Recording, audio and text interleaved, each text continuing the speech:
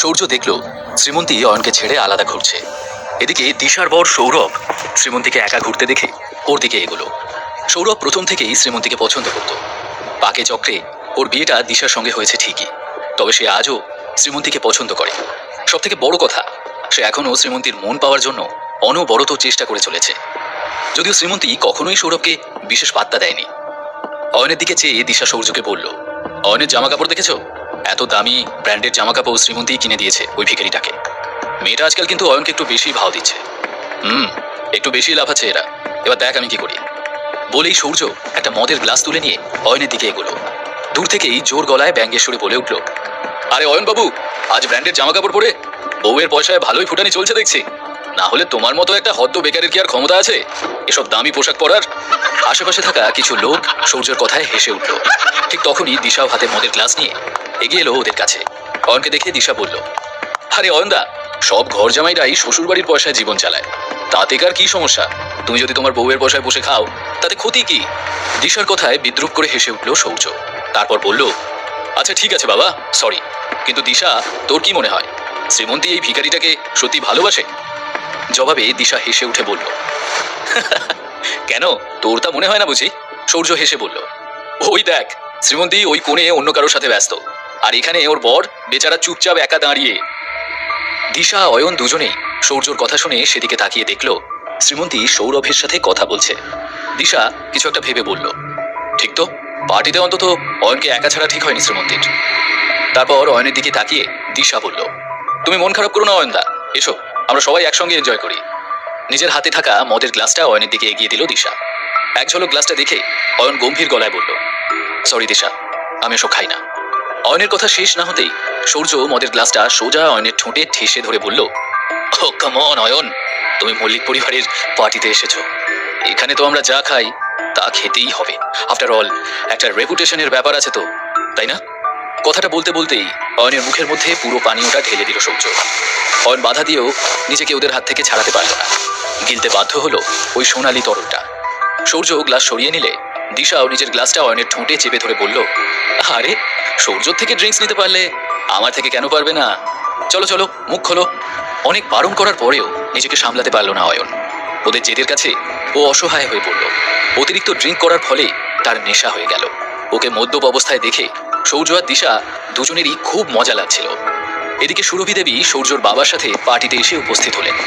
শ্রীমন্তীর দাদু সুবীরবাবু এ সময় উপস্থিত গেস্টদের সঙ্গে কথা বলছিলেন। আর ঠিক তখন সৌর্য জোর গলায় চেঁচিয়ে অয়নের দিকে সকলের দৃষ্টি ফেরায়। Ladies and gentleman, meet my cousin's husband Ayan, Mallick পরিবারের জামাই। শুধু তাই নয়, এর একটা ইন্টারেস্টিং বংশ পরিচয় রয়েছে যেটা আমরা কেউ জানি না, কিন্তু আজ সবকিছু অয়ন আমাদের বলবে।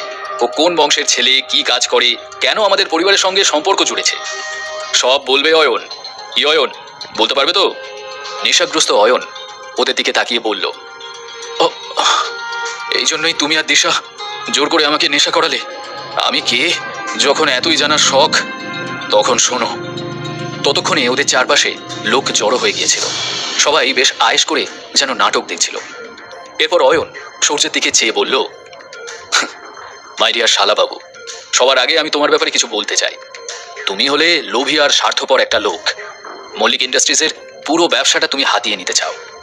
সেই কারণে শ্রীমন্তীকেও তুমি নিজের রাস্তা থেকে সরিয়ে দিতে চাইছো। আর হ্যাঁ, তুমি তো আমার আর শ্রীমন্তীর সম্পর্কটাও শেষ করে দিতে চাও। সূর্য অয়নের কথার মাঝে বলল, এই কি ভুলভাল বকছো?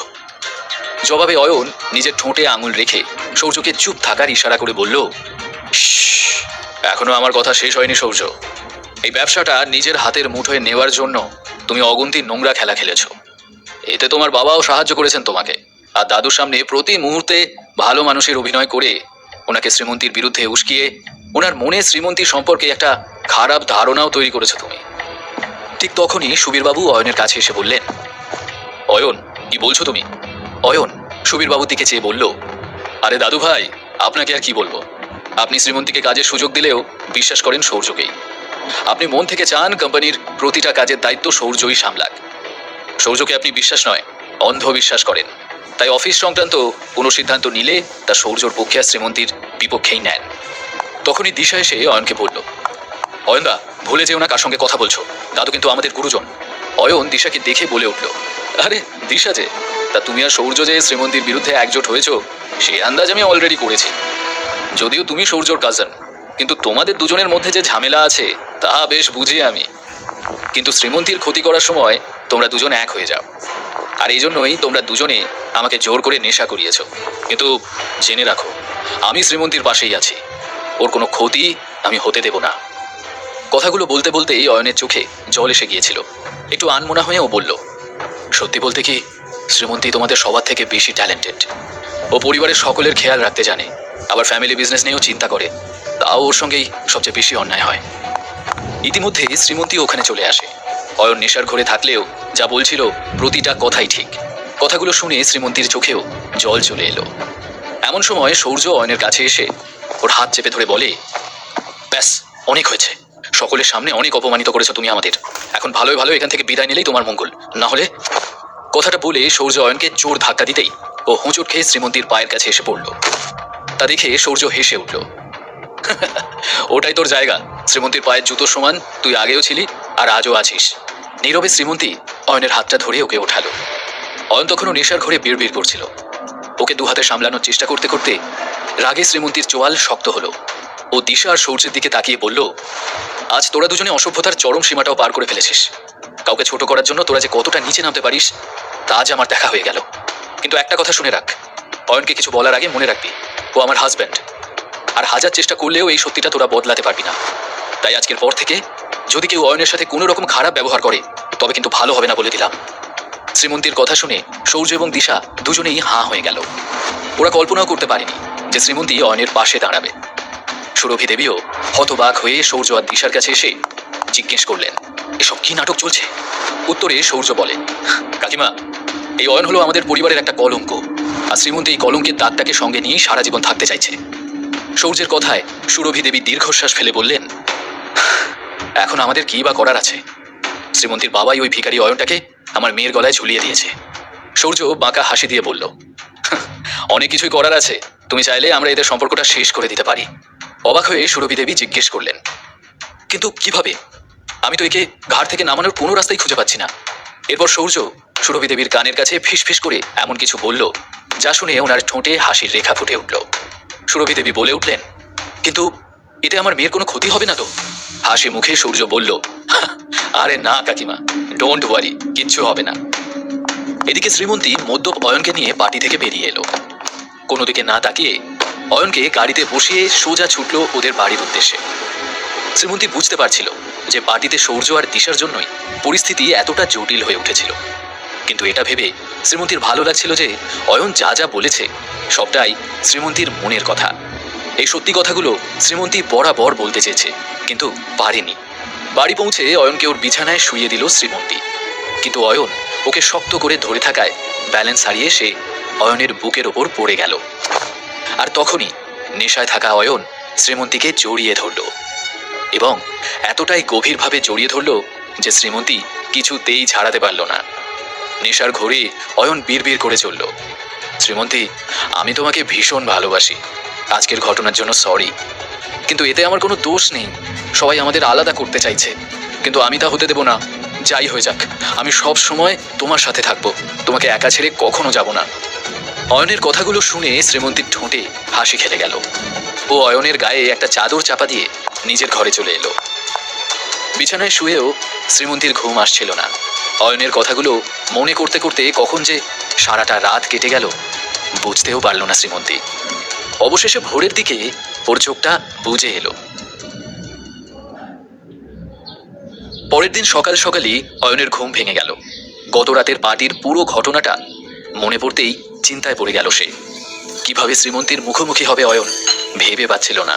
এদিকে কিচেন থেকে টুংটাং শব্দ ভেসে আসায় ঘুমটা ভেঙে গেল শ্রীমন্তীর। চোখ খুলতেই ও দেখল অয়ন 2 কাপ কফি হাতে ওর সামনে দাঁড়িয়ে। এক গাল হেসে শ্রীমন্তীকে অয়ন বলল, good morning, and I am sorry Srimanti.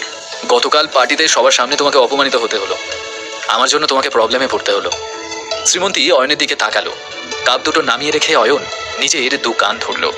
ওকে বাচ্চাদের মতো কান ধরতে দেখে হাসি পেয়ে গেল শ্রীমন্তীর। তবে তা প্রকাশ না করে চুপচাপ বাথরুমে চলে গেল সে, আর বাথরুমের দরজা বন্ধ করে হাসিতে ভেঙে পড়ল। শ্রীমন্তীর হাসির শব্দ অয়নও শুনতে পেল। ওর ঠোঁটেও স্বস্তির একটা হাসি ফুটে উঠল। ঠিক তখনই ওর ফোনটা বেজে উঠল। অয়ন দেখল বিক্রমের ফোন। অয়ন ফোন রিসিভ করে বলল, কেন ফোন করেছেন আপনি? ওপাশ থেকে প্রশ্ন এলো, আপনি কি কোনো সিদ্ধান্ত নিলেন ছোটবাবু, নাকি আমাদেরকে কিছু করতে হবে? অয়ন কয়েক সেকেন্ড চুপ থেকে বলল, আমি তো আগেই বলেছি আপনাকে যে আমাকে কিছুতে জড়াবেন না, এরপর থেকে আমাকে আর ফোনও করবেন না। আমি চাই না কেউ জানুক যে আমি কোনো ধনী ব্যবসায়ী পরিবারের ছেলে। এই বিষয়টা যেন সিক্রেট থাকে একদম। বলে অয়ন ফোনটা কেটে দিল। তারপর শ্রীমন্তীর জন্য ব্রেকফাস্ট তৈরি করতে কিচেনে চলে গেল ও। কিছুক্ষণ পর শ্রীমন্তীর রুমে এসে ড্রেস পরার জন্য আলমারির দিকে এগোলো। কিন্তু আলমারি খোলা মাত্রই সামনে এমন কিছু দেখলো শ্রীমন্তী যাতে ও অবাক হয়ে গেল। শ্রীমন্তী কিচেনে এসে অয়নের দিকে তাকিয়ে থাকলো। আবার কি কোনো ভুল করলো অয়ন? কোন গল্প লুকিয়ে আছে অয়নের মধ্যবিত্ত জীবনের আড়ালে থাকা ঐশ্বর্যের? অয়নকে ধ্বংস করতে কি ষড়যন্ত্র করছে সূর্য? জানতে হলে এই গল্পের সাথেই থাকুন।